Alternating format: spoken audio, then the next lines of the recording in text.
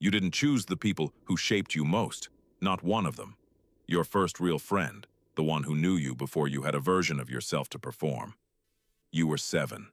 Same classroom, alphabetical seating. They sat beside you because a school administrator filled out a form.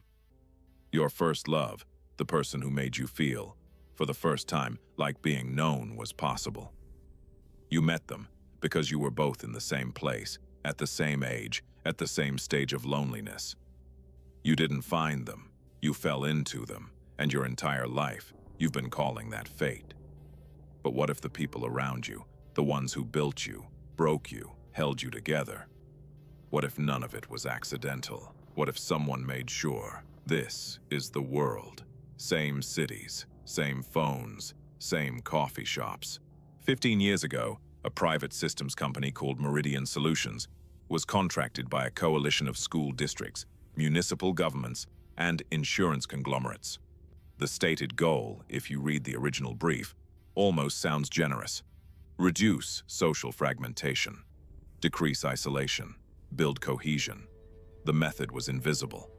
At enrollment, school, healthcare, housing, participants were profiled. Not dramatically. Just the data that already existed. Behavioral assessments, attachment styles flagged by pediatric records, stress indicators, income brackets. The system built a map, not of cities, of people. And then it started moving them. Kindergarten classroom assignments, college dorm placements, a sublet approval in a building that would matter later, a job interview slot that opened just when it needed to, a recommendation passed quietly from one system to another.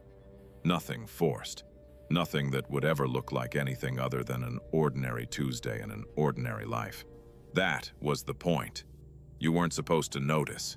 Her name is Claire, 31, Columbus, Ohio. She works in UX research. She studies how people interact with systems, what they notice, what they miss, where the friction is.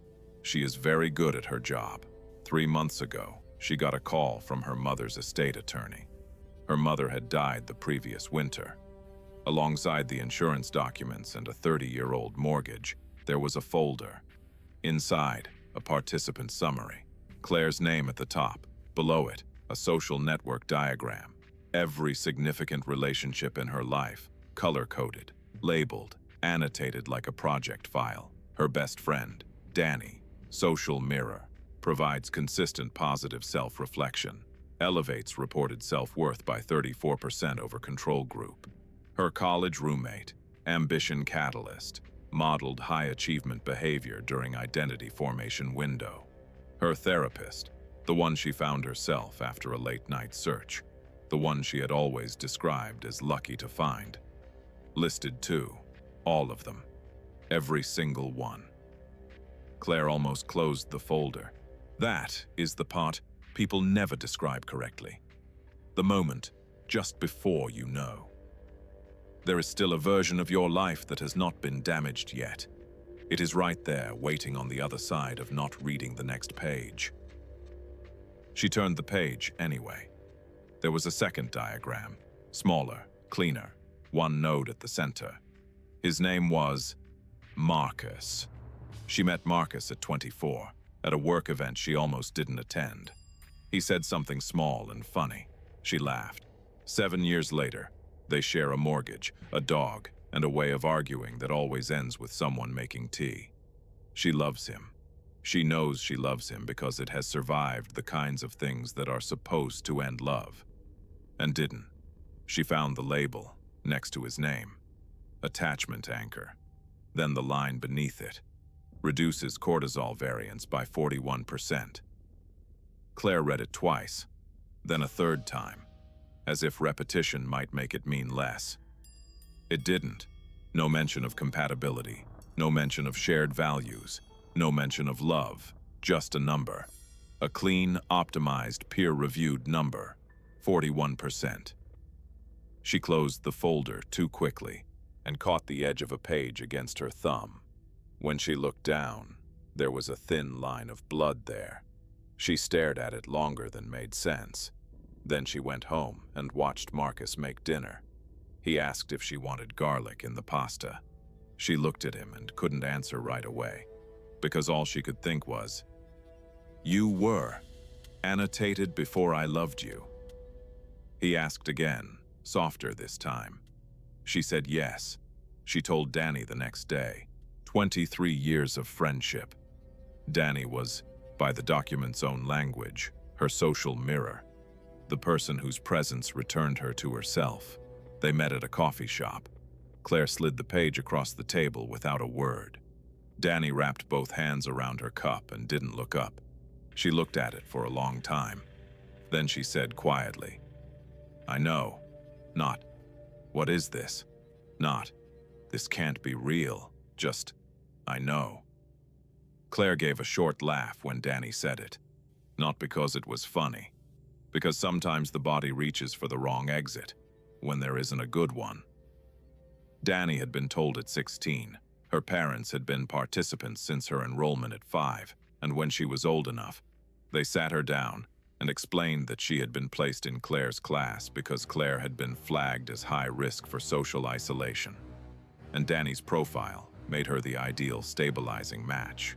Danny had been given a role. She accepted it. Then she said the thing Claire did not know how to survive. "I accepted it at 16 when you were still just a name on a page. By the time I understood what I was supposed to be to you, I had already stopped thinking of you as an assignment." Claire said nothing. Danny kept going. "I have spent 20 years wondering whether what I feel is actually mine, or whether it's just what I was built to feel. And I have never been able to answer that. Not once, not even close." Claire blinked hard. Once, like that might stop something. It didn't. Two people at a coffee shop in Columbus, Ohio. 23 years between them, arriving at the same question, at the same moment, for the first time. And here is where the story stops being only about Claire. Think about every system that has ever learned you. What you watch when you can't sleep. What you buy when something is wrong. What you type into a search bar at 2 in the morning when the version of yourself you show other people has gone quiet. These systems know things about you that your closest friends don't, and they have always told you they live at the screen, online, contained, harmless. But the line between your behavior and your physical environment has been closing for 20 years, and it has never once stopped to ask your permission. The app that suggested you follow someone you later dated, you called that serendipity. You told that story at dinner parties. You probably still do. The curated feed becomes the curated social circle, and once a system learns the kind of person you respond to, patient, a little self-deprecating, good at listening in exactly the way you need to be listened to, it does not have to stop at recommendation. At some point you stopped questioning it. The way certain people kept appearing, the way certain rooms always seemed to contain someone who spoke your frequency. You called it luck. You called it instinct. You called it finally finding your people. What if finding your people was never the thing that happened? What if you were placed? What makes a feeling yours? The origin or the weight of every ordinary moment that followed. If Danny cried at Claire's wedding, and she did, and it wasn't performed, it came from somewhere real. Does the assignment change what the tears meant? If Marcus, who did not know, who was placed and profiled and matched and never told a single word of it, loves Claire, and he does, 7 years of evidence says he does, is that love worth less because a system predicted it first? These are not rhetorical questions. They are the questions you will be asking yourself tonight about your own people. And you already know it. Claire went home that night and Marcus was on the couch and the dog was asleep and the apartment was just the apartment. She sat beside him. He asked how Danny was. She said fine. He stood up, went to the kitchen and made tea. Claire watched him and thought about 41%. Thought about the word anchor, what it means to hold something in place, whether that is a function or a gift, whether the difference matters once you are already being held by it. The system saw a stabilizing variable. She saw the person who knows she cannot sleep when it rains and leaves the lamp on anyway. He brought the tea back and set it down in front of her. Some of it spilled into the saucer. because his hand tilted at the last second. A tiny thing, nothing thing. And suddenly Claire hated that she noticed it, because she had started looking at him the way the file would. Not as Marcus, as evidence. He sat down again, waited, then without looking at her said, "You seem far away." Claire looked at him and felt the strange pressure of two truths trying to occupy the same space. "I'm right here," she said. Both true, neither complete. She wanted to tell him. She wanted to hand him the folder and watch the floor fall out from under both of them at the same time. She wanted, just as badly, to protect the one room in her life that still sounded normal when the kettle clicked off. So she said nothing. The dog shifted in its sleep. Rain tapped lightly against the window. The apartment stayed exactly where it had always been. And for the first time in 7 years, being loved felt slightly indistinguishable from being managed. She still hasn't shown him the folder. Not because she chose not to, because she is still choosing, every day still choosing. Here is what the system got right and what makes it unforgivable. It didn't manufacture the love. It didn't script the conversations or the fights or the moments at 2 in the morning when you say the true thing to someone and feel less alone for having said it. It just knew, before you did, who you would need, and it put them there. The system never asked whether you wanted to be optimized. It just knew that you did, and maybe that is the part you should be afraid of. Not that someone chose for you, that they may have been right.